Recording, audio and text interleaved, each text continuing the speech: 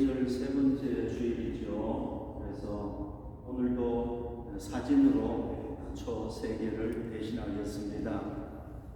여러분, 오늘 우리가 지키는 이 대림절은요, 언제 정착이 됐는지 아십니까? 이 사람 때 정착이 됐어요. 약 6세기 중엽 때 이분이 누구냐 하면요, 교황 그레고리우스 1세라는 분입니다. 이분 때 정착이 됐어요. 오늘 지키는 이 대림절. 그러다가요, 약 11세기가 되면은요, 안타까운 사건이 하나 일어납니다.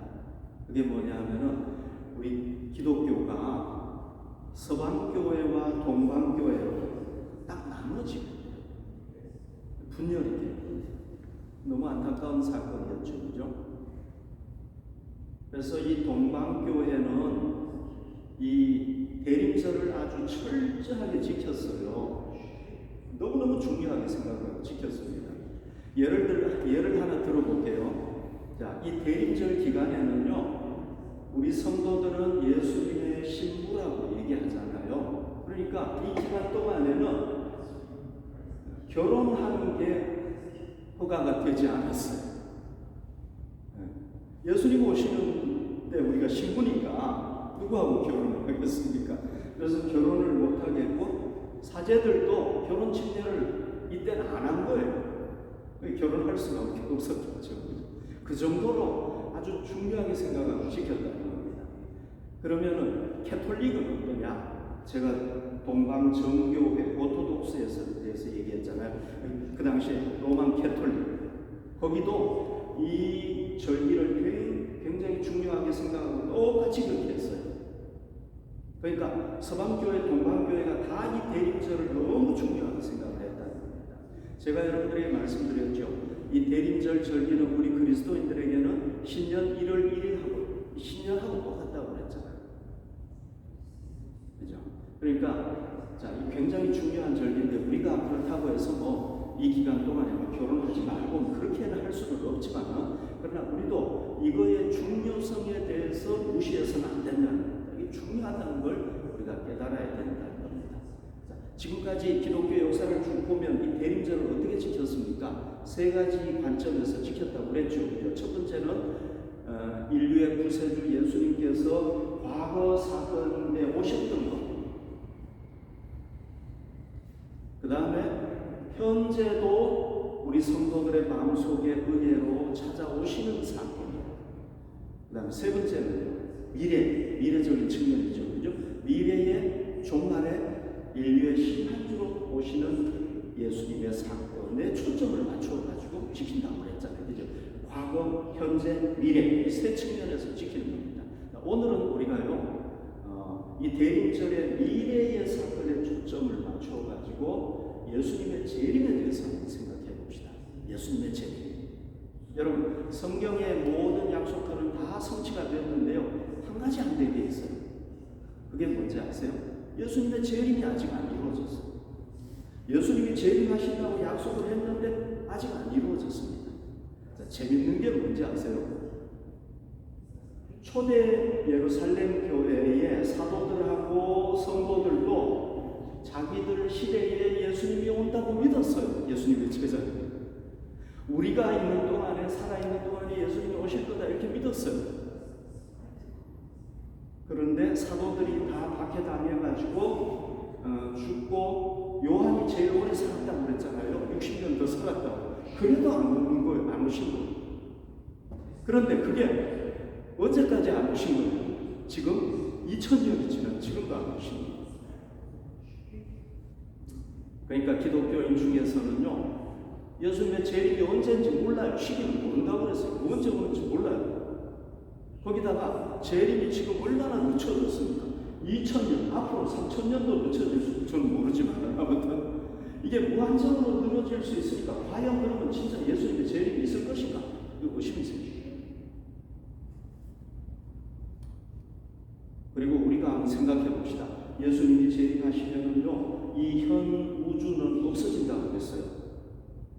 그 다음에 새로운 우주가 생겨난다는 거예요. 새 하늘과 새 땅이 생겨난다는 겁니다.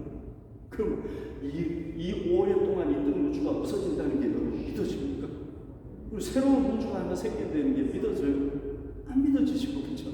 그러니까 우리도 가끔씩 뭐 하게 됩니까? 이 과연 진짜 예수님의 재림이 있고 현 우주가 없어지고 새로운 우주가 생길 것인가? 이게 잘 이해가 안 되는 거예요. 의심이 생기는 거예요. 여러분, 진짜 예수님의 재림은 성취될 수 있을까요? 사도 바울이요, 오늘 본문에 나오는 교회가 여기 데살로니가 지역이 그리스 지역이에요. 오늘날 여기에 있는 게 데살로니가 교회예요. 이 데살로니가 교회에 바울이 편지를 쓰면서 뭐라고 얘기를 했느냐, 이렇게 얘기를 하는 겁니다. 예수님께서 강림하신다, 이걸 선포한 거예요. 예수님께서 재림하신다, 이걸 선포한 거예요. 보십시오. 16절에 보십시오. 주께서 호령과 하나님의 명령이 팍 하늘에서 들린다는 거예요. 그 다음에 천사장의 소리와 하나님의 나팔 소리로 친히 하늘로부터 예수님께서 강림하시니, 여러분 이걸 생각해 보면 어떤 모습이겠습니까? 이런 모습이겠죠, 그죠? 얼마나 장엄하겠습니까, 여러분? 이 광경이 하늘에서 이런 장면이 팍 펼쳐진다고 생각을 해도 얼마나 장엄하겠습니까, 여러분? 바울이 이렇게 얘기를 했잖아요, 그죠? 이렇게 예수님께서 재림하신다는 겁니다. 여러분, 하늘에서 그 비행기가 막 우주 쇼를 해도 너무 멋있고 정말 굉장한데, 이런 일들이 일어난다면 정말 대단하겠죠, 그죠?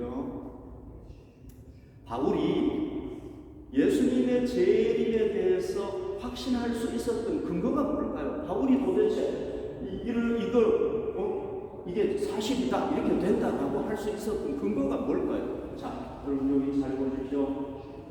14절에 보십시오. 우리가 예수께서 죽으셨다가 다시 살아나시기를 믿은지인데, 우리 믿잖아요, 그죠? 바울도 믿었고 데살로니가 교회 교인들도 믿었다. 이걸 믿는다면 이와 같이 예수 안에서 자는 자들도 하나님이 그와 함께 데리고 오시리라. 그러니까 이걸 믿은 근거가 뭐예요? 예수님이 부활 때문이에요. 예수님이 부활하셨기 때문에 재림하신다, 그걸 믿었다는 거죠. 여러분, 이 바울에게는요, 이 예수님의 재림이 어떤 사건이었냐, 정말 특별한 사건이었어요, 바울에게. 그 이유를 제가 한번 설명해 볼게요. 이 바울은 어떤 사람이냐 하면요, 처음부터 예수님을 추종한 그리스도인이 아니에요. 제자도 아니에요. 그렇죠, 그죠? 이 사람은 아닌 거예요. 이 사람은요, 뭘 못 믿었느냐 하면요, 예수님이 하나님의 아들이라는 거 못 믿었어요. 예수님이 부활했다는 거 안 믿었어요. 그리고 예수님이 구약에 예언된 대로 오신 메시아다 하는 거를 절대 안 믿었어요. 안 믿으니까 어떻게 하는 겁니까? 예수 믿는 사람들을 다 악랄하게 박해하는 겁니다, 여러분. 바울이 여기 보십시오, 여러분. 사도행전 7장 58절에 보면은 성 밖으로 내치고 돌로 칠세 증인들이 옷을 벗어 사울이라는 청년의 발 앞에 두었다. 여기 사울이 나중에 바울로 표현한대요. 사울은 큰 자라는 얘기예요. 근데 바울은 이제 작은 자다, 이런 얘기거든요. 이름이 바뀌어지는데요. 돌로 쳐가지고 지금 죽는 사람이 누구냐 하면은 이 사람인데요, 스데반 집사님이에요. 스데반 집사님. 처음에 이 스데반 집사님인데, 이 사람들이 이 스데반 집사가 예수님을 구세주로 믿고 하니까요, 돌로 쳐서 죽인 거예요, 유대인들이. 이 사람들이 이제 죽이고 난 뒤에 증인들인데 옷을 누구 앞에 놔뒀느냐 하면은 청년 사울 앞에 놔둔 거예요. 이게 무슨 의미겠어요? 이 사울이라는 사람이 이 스데반을 죽이는데 가장 주도적인 역할을 했다는 거잖아요, 그죠? 그러니까 증인들이 옷을 벗어가지고 이 사울 앞에 딱 놔둔 거예요. 여러분, 스데반 집사님은요, 누구냐면 기독교 역사에서 최초로 순교한 사람, 스데반 제사. 이 사람이 누구에게 죽은 거예요? 사울에게 죽은 거예요. 이 사람 사울이 누굽니까? 최초의 기독교 순교자를 내는데 선봉장 역할을 했던 사람이 이 사람이라고 하죠. 이해가 되셨죠? 그죠? 그러니까요, 여러분 어떤 일이 일어나느냐 하면요, 교회가요, 이 사울 한 사람 때문에 박해가 막 일어나니까요, 성경에 보면 뭐라고 얘기를 했냐면은, 사도들만, 예수님의 제자들만 예루살렘에 딱 남고, 예루살렘에 있었던 뭐 몇만 명 되는 기독교인들이 이 사울 한 사람 때문에 다 도망을 간 거예요. 피난을 간 거예요. 어디로? 사마리아와 유대 땅으로 막 흩어지기 시작한 거예요. 누구 때문에? 이 한 사람 때문에. 사울 한 사람 때문에. 이 한 사람의 박해자가 무섭죠, 그죠? 그런데 여기 보시죠. 사도행전 8장 3절을 보면 사울이 교회를 참여할 때 각 집에 들어가 남녀를 끌어다가 옥에 넘깁니다. 그러니까 이 사람이 또 어떻게 합니까? 저기 유대 땅, 뭐 시골에, 도시에, 뭐 사마리아 땅에 막 흩어져 있는 사람들 있잖아요. 이 사람들 쫓아가가지고 잡아와가지고 옥에 가는 거예요. 사울이 참 악한 사람이거든요. 굉장한 사람이죠. 그죠?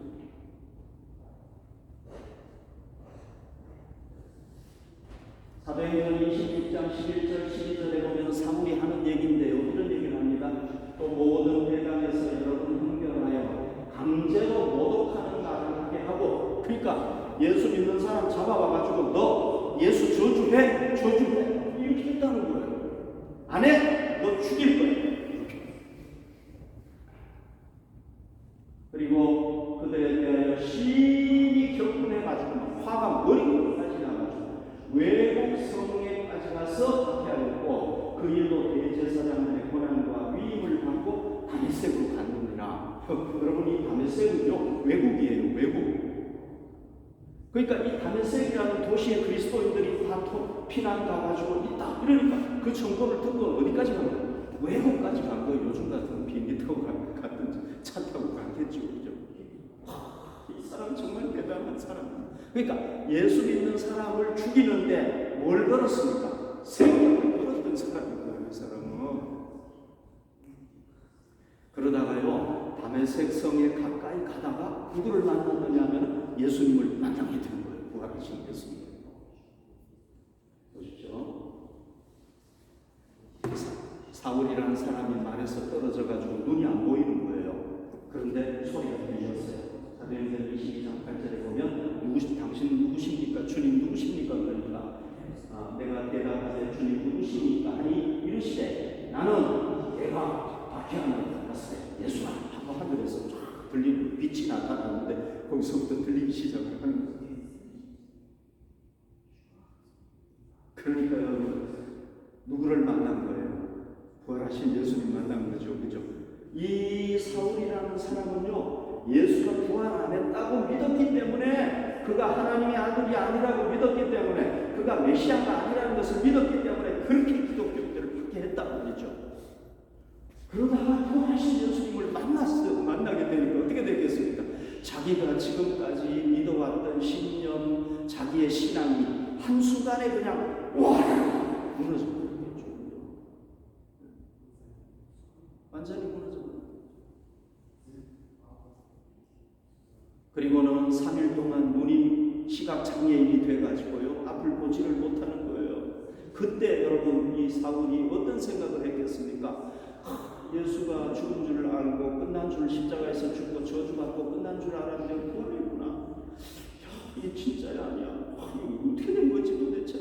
이렇게 갈등하고 그 고민이 엄청 심했겠죠. 3일 동안에. 네? 너무 괴로웠겠죠. 왜? 자기는 예수는 그냥 저주받고 죽은 죄인에 불과했다고 생각하는 거예요. 사도행전 9장 17절에 보면은 아나니아가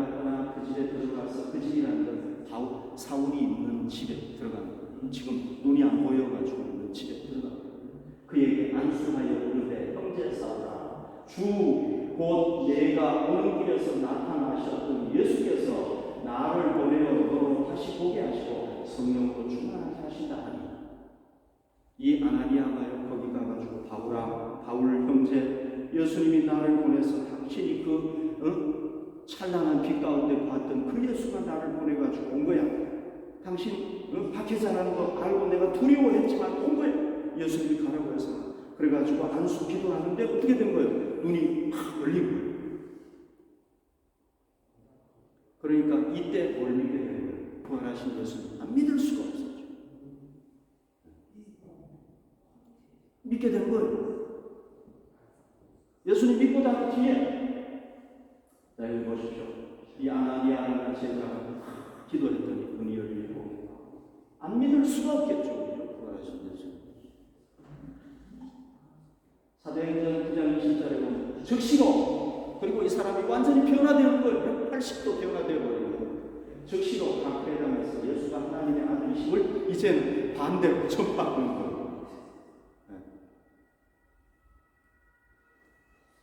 완전히 반대가 된 거죠. 그래서 이 사울이 바울이 되고 바울이 뭐가 된 겁니까? 위대한 예수님의 사도 중에 한 사람이 되어버린 거예요. 이 사람이. 그러니까 여러분 바울에게 이 부활, 예수님의 부활이라는 것은 그냥 꿈입니까? 아니면 역사적인 진실입니까? 역사적인 진실이죠. 그죠? 너무나도 생생한 진실인 거예요. 이 사람에게는 부활이 특별한 사건인 거예요. 자기에게는. 물론 여러분 12명의 제자들에게도 특별한 사건이었죠. 부활은. 왜? 경험해 볼 수 없는 사건이었어요. 그러나 이 바울에게는 더 특별한 사건이라는 거죠. 이게 안 믿을 수가 없는 사건인 거예요. 아멘. 그러니까 여러분 예수님의 부활이 진실이면은 아까 제가 얘기했잖아요. 예수님 승천하실 수 있잖아요. 그죠? 그 다음에 승천했으면 제일 못하겠습니까? 그러니까 바울이 믿은 거예요. 만약에 여러분 한번 생각을 해보십시오. 바울이 예수님의 부활을 체험하지 않았다면 예수님 재림하는다는 거 믿겠습니까? 못 믿겠죠. 그죠? 100번 죽었다가 다시 살아나도 못 믿어요. 그거는. 그러나 부활을 체험했기 때문에 믿은 거라는 거죠. 그래서 여러분 우리도 어떻게 해야 되겠습니까? 우리도 이 바울의 사건을 통해서, 이 바울의 선포를 통해서 우리가 뭘 믿어야 되겠습니까? 예수님께서는 부활하셨고 그리고 승천하셨고 예수님이 약속하신 대로 내가 재림하겠다고 약속을 했잖아요. 그러니까 재림할 수 있다는 걸 우리가 믿어야 되는 겁니다. 여러분 믿으시기를 바랍니다. 이 데살로니가 교회는요, 바울이 딱 3주 동안 가가지고 복음을 전했어요. 그러나 여러분 이 교회는요, 바울이 내가 너희 생각하면 정말 감사하고 칭찬하지 않을 수가 없다 할 정도로 너무너무 신앙적으로 잘 성장한 교회가 된 거예요. 이게 3주 복음 전하고 왔는데 교회가 딱 생긴 거예요. 그러나 이제 바울이 너무 짧은 기간 동안 딱 3주밖에 안 있다가 보니까 재림에 대해서 깊게 얘기할 시간이 없었던 거예요. 그래서 여기에 잘못된 재림 신앙이 생기게 된 거예요. 그게 뭐냐면은 이미 예수님 안에서 죽은 자들, 지금 살아있는 사람이 아니라 예수님 안에서 죽은 자들은 예수님께서 언제 재림하실지 모르지만 재림할 때 살아있는 사람들이 누리는 영광을 누리지 못한다. 그러니까 이게 무슨 얘기냐면 예수님께서 딱 재림하실 때 살아있는 사람은 예수님을 다 보고 영광을 누릴 거 아닙니까? 근데 이미 예수님 안에서 죽은 사람은 그 영광을 못 누린다라고 생각하는 사람들이 있었다는 거예요. 그럴 수 있겠죠, 그죠? 바울이 짧은 기간 있었으니까 다 얘기 못한 거예요, 그런 것까지. 그때 바울이 이제 편지를 쓰면서 뭐라고 얘기를 하냐면 이렇게 얘기를 하는 겁니다. 예수님 안에서 죽은 자들은 없어진 게 아니고 잠자는 거다. 오늘 성경을 보게 자고 있다는 거예요. 그래서 너희들이 소망을 잃어버리지 마라. 하나님을 믿지 않는 사람들은 죽으면 끝이잖아요. 소망이 없는 거예요. 그러나 우리는 소망이 있기 때문에 소망을 가져야 된다. 우리도 슬퍼해야 돼. 물론 아니 부모님이 돌아가시는데 왜 안 슬프겠습니까? 여러분 슬퍼해야 되지만 그러나 우리는 소망이 있기 때문에 소망 가운데서 슬퍼해야 된다. 그리고 이렇게 얘기를 합니다. 14절에 보면 우리가 예수께서 죽으셨다가 다시 살아나심을 믿을 때 이와 같이 예수 안에서 사는 자들도 하나님이 그와 함께 데리고 오십니다. 그러니까 예수님이 재림하실 때 그냥 혼자 안 오신다는 거예요. 누구 데리고 온다는 거예요? 잠자는 이미 죽은 성도들 다 부활시켜가지고 같이 온다는 겁니다. 여러분 우리가 만약에 예수님 재림하시기 전에 죽으면 우리 속에 속하게 되겠죠. 그죠? 그 다음에 또 이런 얘기를 했습니다. 17절에 보면은 그 후에 우리 살아남은 자들도 그들과 함께 구름 속으로 끌어올려 공중에서 주를 영접하게 하시니 그리하여 우리가 항상 주와 함께 있으리라. 그러니까 여러분 이 그림이 너무 잘 보여주는 거죠. 그죠? 예수님께서 재림하실 때 천사들의 나팔 소리와 함께 재림하시는데 그때 예수님 안에서 잠자던 성도들이 다 부활해가지고 예수님과 함께 오신다는 겁니다. 온다는 겁니다. 바울 얘기가. 그리고 그때 살아남은 하나님의 성도들도 부활해가지고 부활의 몸으로 예수님을 공중에서 영접합니다. 너무 멋있죠, 그죠? 우리 죽음이 끝이 아닌 거예요. 우리. 바울이 이런 얘기를 한 거예요, 여러분. 바울이 그 극심했던 박해자가 그 얘기를 한 거예요. 네. 그래서 여러분 우리가 이걸 통해서 뭘 믿어야 되겠습니까? 우리가 부활해서 재림하실 예수님, 우리가 이미 죽었다고 할지라도 예수님 안에서 죽었다고 할지라도 우리는 다시 부활해가지고 뭐 한다는 겁니까? 재림하실 예수님을 맞이하게 된다는 걸 우리가 믿어야 됩니다. 여러분 믿으시기를 바랍니다. 그러면 예수님께서 왜 지금까지 안 오시는 거예요? 왜 지금까지도 안 오시는 겁니까? 여러 가지 이유가 있는데요. 오늘 여러분들에게 뭐 다 얘기할 수는 없고 두 가지 얘기만 할게요. 여기 보십시오. 디모데전서 2장 4절에 보면 하나님은 모든 사람이 구원을 받으며 진리를 아는 데에 이르기를 원하노라. 하나님은요 한 사람의 영혼이라도 지옥 가기를 원하시지 않는 거예요. 한 사람이라도 더 구원받기를 원하시는 거예요. 그러니까 지체가 되는 거예요.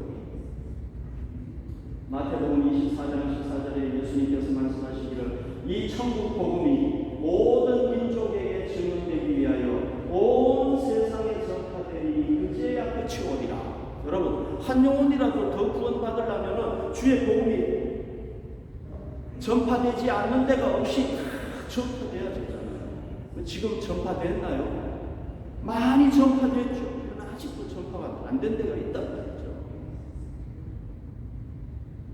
그렇다고 해서 예수님이 뭐 500년 뒤에 온다 이 얘기는 절대 나는 모른다고 그러는데 어쨌거나 복음이 땅 끝까지 다 증거가 되면 예수님이 오신다. 왜? 그래야 영혼들이 다 구원받을 수가 있습니다. 그러니까 여러분 우리가 예수님이 왜 지금까지 재림 안 하고 계십니까? 이유를 알아야 돼요. 이런 이유 때문에 그런 거예요. 이해하셨죠? 그죠? 그리고 예수님이 언제 재림하시느냐 시기만 모르는 거지. 우리가 언제 재림하시는지 그 시기는 몰라요. 그렇다고 해서 지금 2000년 동안 아직도 재림이 안 이루어졌다고 해서 예수님의 재림이 완전히 폐기됐다, 그거는 절대 아니라는 겁니다. 아멘. 네. 그러면 예수님의 재림은 우리가 알 수 있도록 옵니까? 모르는, 예측 못한 시간입니다. 예측 못한 시간에 오는 거예요. 언제 오는지 모르는 거예요. 예수님이 딱 알려줬으면 너무 좋죠, 그죠? 네. 그 전날까지 다 죄 짓고 있다가 그 오는 날 딱 예수님 기다리면 되잖아요. 왜? 구원은 받으니까. 그런데 예수님이 얘기를 안 해줘야 진짜 기다리는 사람, 안 기다리는 사람이 드러나는 거예요. 예측 못한 시간에 온단 말이죠. 그러니까 그 예수님을 맞이하려면 어떻게 해야 되는 겁니까? 항상 신앙적으로 잠들어 버리면 예수님 못 만나는 거예요. 그러면 우리가 예수님을 만나기 위해서는 신앙적으로 깨어 있어야 되는데, 여러분 신앙적으로 깨어 있으려면 어떻게 해야 되느냐 하면요, 2000년 전에 예수님이 이 세상에 오셨을 때 예수님을 영접했던 사람이 있어요. 유대인들 중에서. 이 사람이 누구냐면은 시몬이라는 사람하고 안나라는 선지자예요. 이 사람들이 어떻게 했는지를 보면 우리가 영적으로 깨어있는 방법을 알 수가 있는 거예요. 자, 한번 보십시다. 누가복음 2장 26절에 보면 그라는 것은 이 시몬을 얘기하는 겁니다. 시몬이 주의 그리스도를 보기 전에 죽지 아니하리라 하는 성령의 지시를 받았다. 그러니까 이 사람은요, 성령님을 통해서 항상 하나님의 말씀을 듣고 그 말씀을 마음속에 항상 간직하고 있는 거예요. 오늘도 간직하고 내일도 간직하고 모레도 간직하고 하나님의 말씀을 간직하고 있었단 말이죠. 그러니까 어떻게 한 겁니까? 영적으로 깨어있고 예수님을 만나게 된 거예요. 그래서 이 사람이 시몬인데 요셉과 마리아가 예수님 그 할례를 행하기 위해서 성전에 왔을 때 만나가지고 아기를 안고, 하나님 감사합니다. 하나님 내가 약속을 믿고 기다렸는데 이루어 주셨군요. 감격합니다.